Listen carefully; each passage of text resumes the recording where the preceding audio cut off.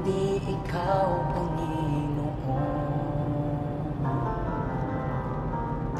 Wala akong ibang sasambahin ng oras ko at panahon, dahil ikaw ang nagbigay sa amin ng walang hanggang buhay.